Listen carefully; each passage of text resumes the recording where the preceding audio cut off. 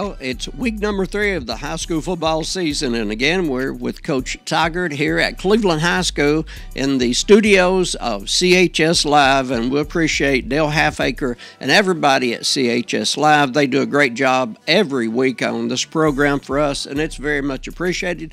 Not only Dale, but let me give credit to our producers in this show today that's being recorded midweek just before the big Walker Valley game.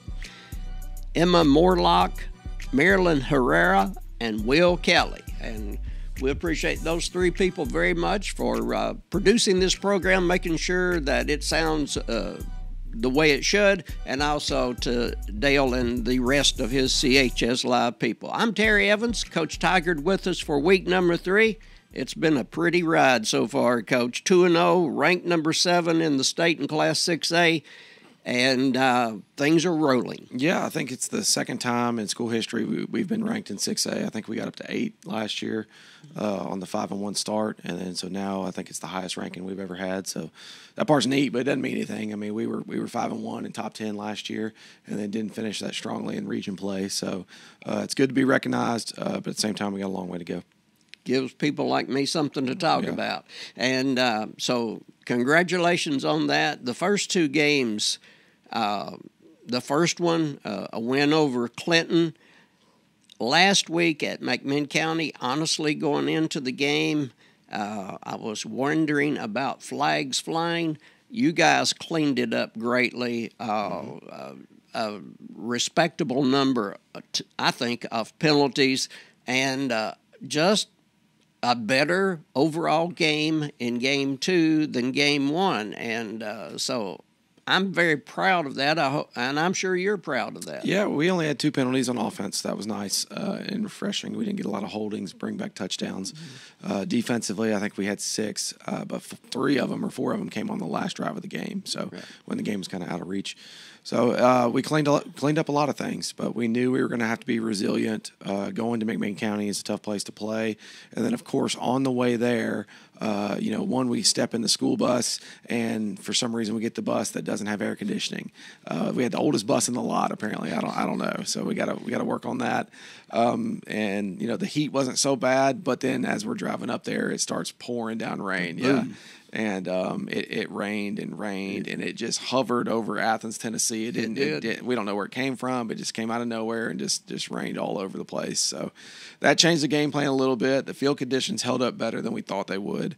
But that does change things because 1, you're playing on natural grass, and then 2, it's wet. And we delayed the start because of lightning, and there's just a whole lot of adversity that we knew we were going to have to go through anyways. And so we planned for it, and then we kind of changed the game plan. And Isaiah Davis led the way and ran 24 times for over 200 yards, and we got the win. My memory says that might be the only natural grass game in the regular season. Them and Red Bank. Red Bank. Yeah. Okay. Red Bank's the other one. I thought they may have converted since 2 years ago. I guess they haven't. But anyway, a great win over McMinn County. As you said, Isaiah Davis over 200 yards. I mean, he is setting the world on fire this year, going to Richmond next year. 2 names that I called a lot last week, and I'd like for you to talk about these 2 men, is Yancey and Denatolis. Yeah, so David Denatolis is a great story. I used him to the whole team. So here's a young man that actually started out at McMinn County as a freshman and was told, basically, you're never going to see the field here. Really? Yep, he ended up coming to Cleveland long before I got here, but was trying to crack a starting lineup, trying to get on special teams, played linebacker, played tight end. We moving him around. We eventually get him at defensive end, and then he gets his first start because Gabe Moore, was out. And so his first start against his old school, he played out of his mind, had 10 tackles, 4 or 5 tackles for loss. Right. Best game he's ever played. He said during the game he felt like he was above the field just looking down. Man, I was so excited for him. He's trying to go into one of the military academies. Did a recommendation letter for him this week. I can't speak enough about David. And a true team guy, core guy, believes in all of our core values. And so to see him have success is awesome, because sometimes you work really hard, but you don't see the success on the field.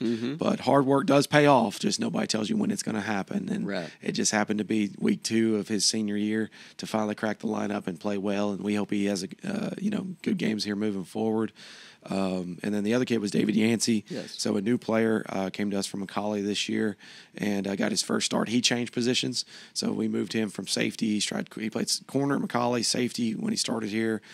Now he's playing our outside linebacker star position and had 10 tackles and did a great job in the game, except for he left his pads there after the game, and so he's having to get reminded today and tomorrow, don't leave $750 worth of pads in uniforms at the visiting team. So thankfully, Coach Cagle grabbed it up and gave it to us at the JV game on Monday. Oh, good. Big shout out to our futures programs, our freshman team. They won 48-0, our freshmen over Meigs County's JV. And then our futures team, our JV team, they won, I believe it was 48-27 against McMinn County's JV on Monday. So we've had a good week this week. That's rolling. That is really rolling. And so Bo Cagle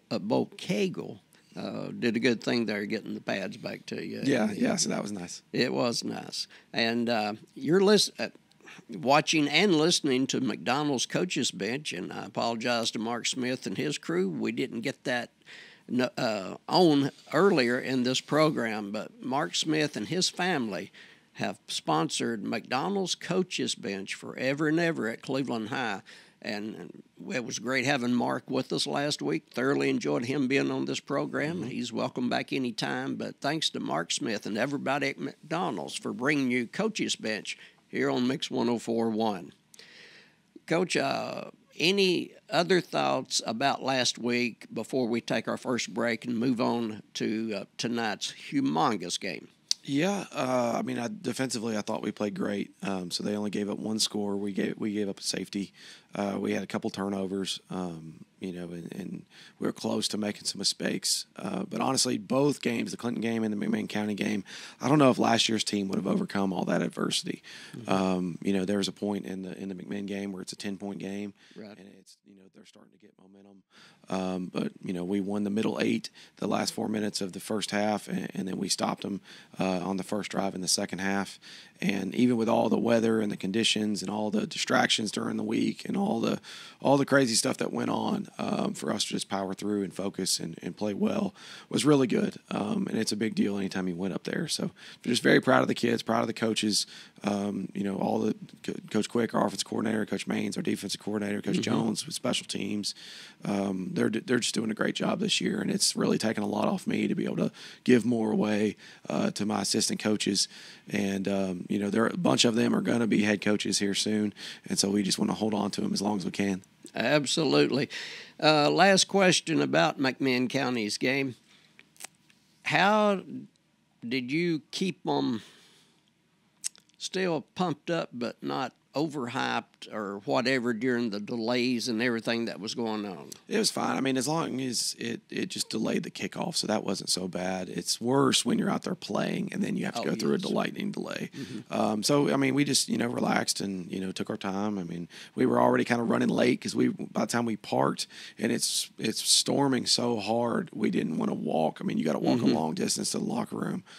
So we just sat on the bus for a minute longer than we planned and, then taped and everything. So it really wasn't that big a deal. All right. We'll take our first break on McDonald's Coaches Bench with Coach Tigard, and we'll be back in just a moment. There's been a huge surge of high schoolers using e-cigarettes this past year.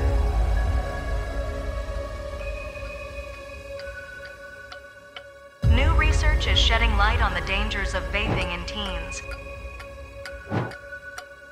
We know the statistics and stories. We've seen drugs in dreams. We've seen it wreck families and friends. We've seen people who felt like they reached the end. There's been a haze of self-medication hanging over our generation. Dealing with the stress, the anxiety, and the pain. But it's time to live again. It's time to breathe again. To fill our lungs with the fresh air of possibility. I'm so sick of the stress. to find your purpose. And to gain new opportunities. I'm building my best life. Enough is enough. Enough is enough. We breathe deep to speed. To sing, to perform, to laugh, and to live. I'm stronger without it. Out of the cloud, Out of the haze. Out of the hiding. Out of the addiction. Out of being dependent on a drug that makes us numb. This is our life. Together, we are You are stronger without it. My high is chasing my dreams. I promise you are stronger without it. Yeah, I'm stronger without it.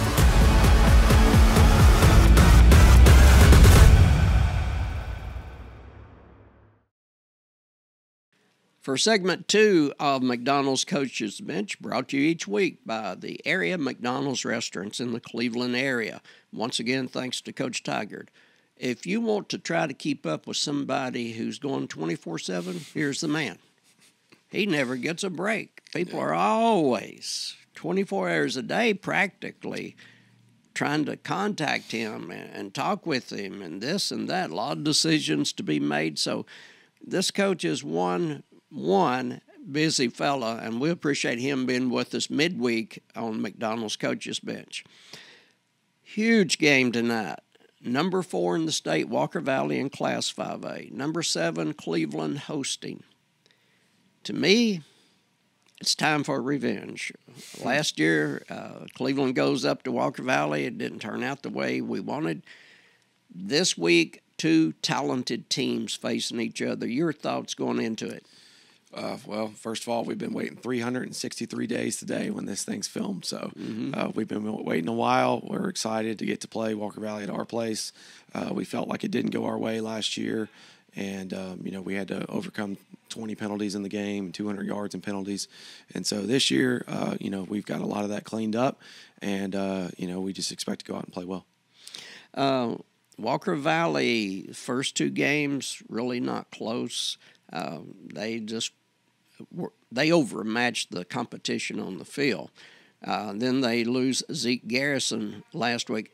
Last I heard, he would not be playing tonight. Now, maybe things have changed, but anyway, your thoughts about what they do first on offense? Offensively, they do a really good job running the ball. Defensively, they do a really good job stopping the run. So I guess they've kind of pivoted in the last couple of years, and that's the formula that they did last year. They were really good on defense, and they ran the ball really well, and they do a good job chewing the clock. And so that's kind of the game plan is they know we're explosive on offense, and so they're going to try to hold the ball, chew the clock, and, play keep away, and that's a smart thing to do. So we just need to be geared up to stop the run. We need A.J. Westfield and Gabe Moore and Zoe and all those guys to have a good job, have a good game up front. And, it's no secret. We know what they're going to do. They know what we're going to do. And so we just got to see, who plays better on Friday. To my memory, they returned quite a few offensive linemen from last year. So they returned them all, I believe. I think so they did. They do a good job. Spencer McCooch, the running back, is really solid. He could play for a lot of programs. So he's a really strong running back. Offensive line, they're very big. So they're much bigger than we are up front, probably on both sides of the ball. But we're pretty athletic, so we need to try to use that to our advantage. And if we can stop the run, make them one-dimensional, have to pass the ball in most passing situations, then that's usually what you want to do. And it's just old school football. So that's what they're going to do. And we just got to put together a good plan. Absolutely. They, like so many programs around here, a new quarterback column plays this year. Yep, so Dosen is the new quarterback, and then they return 2 very strong wide receivers. So their receivers can play with anybody. It's another one of the McCooch brothers. Then Roman Yulo, who's very strong. Both kids caught big plays against us last year. So you can't just assume, hey, they're just going to hand it off, because they will take some shots. And it's smart. They do a good job offensively, and so it's going to be a challenge for Coach Maines and all the guys over there. Defensive coordinator Coach Harvey moved over to be the head man at Ray County this year. Have you seen much of a difference in scheme-wise in their first 2 games Yeah, this year? it's totally different. So they're running more of a 4-2 or 4-3 system, quarter-space deal. They look a lot more like a McMinn County or a Farragut and what they're running as opposed to the 3-3 stack stuff that Coach Harvey ran and what Ray's doing, and then also what Clinton did in the first game. So, but at the same time, like a lot of times people will change and do different stuff against us because we are different than a lot of teams they play, and we pass the ball more than a lot of teams. So we just have to be prepared for everything. I think they're going to put together a good plan. They're going to get lined up where they're supposed to be, very similar to a McMinn team. And so we just need to be able to, adjust with what they're doing and distribute the ball and just be safe with the ball. Absolutely. We'll take our final break, and we'll be back with more McDonald's Coaches Bench here on Mix 104.1. Once again, thanks to Dale and his crew here at CHS Live, and we'll be back in just a minute with Coach Tiger. This Friday, Cleveland versus Walker. Be there! 7 o'clock at the Benny. The theme is security. Coach, 2 games into the season, 2 victories. Tell us about some people who maybe are off to a better start than you expected. Now, we could talk about Isaiah Davis all day and still not fill the entire story, but tell us about some people who maybe have come along more than you anticipated, say, back in the spring. Yeah, that's a hard one when you put me on the spot. Well, okay, let's go. But, honestly, I can just go off the top of my head. Andrew Dugan is our new center this year, and he's doing a great job. He had some bad snaps in some of the scrimmages and got it fixed and hasn't had a single bad snap since then. That's a huge deal right there because you move Stonewall over to a tackle. And so Dugan, if he screws up a play, it's everything's off balance from the beginning. So that is a huge factor. Yeah, and the rest of the O-line are seniors and have played a lot of football. Aiden Smith, came mid-season last year, was a homeschool kid that came to school. And so now he's been in the right guard starting spot the whole year, doing a great job. Jayon Smith is a new player this year who's, had some highlight reel catches, whether it was the Hail Mary in the East Hamilton scrimmage, or he had another highlight one against McMinn County on a basically 3rd and 15 from the 2-yard line. So he's starting every play at safety, and he's got a shot. He has a bunch of college offers from previous years, and if he does right, we think he's got a shot to play on Saturdays. We mentioned Isaiah, who didn't have the junior year that I wanted, but obviously is going off his senior year, already 400 total yards after 2 games.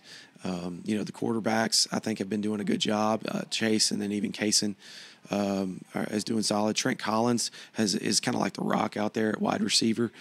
He's always going to do what he needs to do, and he's always where he's supposed to be. So offensively, we feel really good. Sawyer Boyd, Sam Sarton, and AJ Westfield playing tight end, and we just have so many kids. Honestly, the challenge as a play caller is how do you keep everybody involved, and how do you get the ball to everybody? Because so and so is going to be mad that I didn't get these touches, and that's why we run a hurry up offense and why we try to share the ball a lot. And you got Reggie Hubbard and Braden Carroll and Jayon and Isaiah and Sam and Sawyer, and it's just so many plays in a game. You only play 60 to 70 plays a game, and you want to get everybody their touches. Well, if Isaiah gets 25 of them, then it's less to go around. What a beautiful problem to have, rather than saying, okay, Isaiah, you're going to carry 40 times whether we're getting anywhere or not, know. So a beautiful problem when you have so many weapons. It's got to drive defensive coaches crazy because, if they're going to try to stop one, then somebody else is going to hurt them. Yeah, and that's the thing with our players is like, hey, how you play without the football tells you how much you love your teammates. So what I love is that a lot of these kids like Reggie or, Trent or Braden, they care a lot about blocking for each other. If you're carrying out fakes and you're doing things when you're not getting the ball, that kind of tells the story to us. And, around here, if you're not going to block, you ain't getting the rock. Right. And so that's a big one. Yep. So offensively, we're just real happy, with where we're at, but there's still a long way to go. we knew year 2 in the system has always been better. And so we've got high expectations for, what we should be. We should have scored more than 27 points last week, honestly. And so we got to get that number back up. And then defensively, we got 10 new starters over there, and they're doing a great job. And, they're trying to find some little more depth. But Sam and Sawyer are playing every snap at inside linebacker, but also playing tight end. Right. We need to find a couple more kids that can get out there and play. Lacorius Edens played a little bit last week at linebacker and tight end, getting him more involved. Kyrie Scott's a sophomore, trying to get him more involved. David Yancey found a home at the star position, and we rotate a lot of DBs. Yes. So Nate Shropshire, Martavius Smith, Jayon, Braden Carroll, Reggie Hubbard. There's probably guys I'm forgetting. We're trying to play more players, and last year we only played 23 on both sides of the ball. Mm-hmm. Where this year we're over 30, probably 35 kids, and then when you start adding special teams, you can get to 40 and get more. We only dress 50-something kids. That's what I was going to say. If you're on the team this year, most likely you're going to see that green turf out there. Yeah, you're going to play. Yeah. And we've got a lot of kids that are in the number 2 role, but they're fighting to get on the field. And the big thing, Terry, is it's just so competitive. Mm-hmm. Every practice is competitive because we've got 6 receivers. So if you're the 4th or 5th guy, you're fighting to get into the top spots. And if you're the main guy, well, if you don't come out there with a great attitude, their number 2 guy's just as good. And so it's really nice as a coach. It's kind of similar to college, to where, like, hey, if you're even the quarterback or the long snapper, like, if you're having a bad day, mm-hmm. There's a guy right behind you that's just itching to get on the field. And we don't have a lot of kids that are just out there for the free T-shirt and eat the free meal on Friday and stand on the sideline. Everybody that's out there is really trying to play. And so that's why you see our JV program is so successful, because we're either at every game, watch mm-hmm. every film, and break it down, and then that's an opportunity that you can use. Where there's a competition right now for the backup running back spot. Yeah. So if Isaiah goes out, it's between Gage Parker or Emilio Green or Nate Shropshire or Lorenzo Tyson. Well, who's the one that's going to carry the ball that we can trust, that's going to run the right play, hold on to the ball, so that we can start to get them some snaps? And Emilio Green had 3 touchdowns on Monday in the JV game, and Gage Parker ran really well. Mm-hmm. So now they're building trust with me to put them in the game, mm-hmm. And maybe take some off of Isaiah if we can. We'll close this program. It's brought to you each week. It's called McDonald's Coaches Bench because of Mark Smith and his crew at the area McDonald's. We want to close it today with this. Last year, this man kept telling me during the season, off season, preseason this year 2, historically, where he has been better. You get your feet wet the first year, they learn you learn them, etc., etc. And year 2 is turning out to be a delight. And, Coach, we're hoping and praying for a huge crowd tonight at Raider Field. Mm-hmm. It's going to be a great ball game. 2 ranked teams, 2 undefeated teams, the rivalry between the 2 schools. We're looking for a great atmosphere at Cleveland High, and I know you want to see a lot of blue in the crowd. Yeah, the Clinton game was one of the larger student sections, I was told, in years. And so we're expecting to have a lot. There's multiple live streams that are going to be showing up, but at the same time, that's from Nashville all the way to East Tennessee. Right. But at the same time, we want people to see it in person. Mm-hmm. So you want to see the lights. You want to see the Walker Valley Band is so mm-hmm. good. It's going to feel like a college football game. And that's what's really neat is when the county schools play each other, and then now you add 2 ranked teams on top of it. Right. It's the closest that a lot of these kids will get to playing a college game. I mean, with all the interviews and the news stories, and, Channel 3 will be at practice today, and then Channel 9 will be at practice tomorrow, and, guys from Murfreesboro coming down to film everything. I mean, this is about as big as it's going to get for a high school game. And so it's just really neat for our kids to get to experience that. Absolutely. And coming from somebody that's in the business of broadcasting, let me tell you, I don't care who the broadcasters are, what equipment they have, or anything else. Broadcasters cannot replace you being at Raider Field. we do our best, but we can't duplicate the feeling that you'll have at Raider Field. Come to Raider Field tonight, see the Blue Raiders, see Walker Valley, enjoy a great high school game between two good teams that really want to put the other one away and have bragging rights 365 more days. So I beg you to be at Raider Field tonight. Get there early, get the good seats, see all the excitement pregame, during the game, postgame, everything else. But we try, but we can't duplicate the feeling of being at Raider Field. We're going to close out McDonald's Coach's Bench with that comment. Thanks to Mark Smith. Thanks to Dale Halfacre and his crew this afternoon, Emma Morlock, Marilyn Herrera, and Will Kelly. And guys, thank you very much for producing this. Terry Evans saying, Coach Tiger and I will see you next week. Stand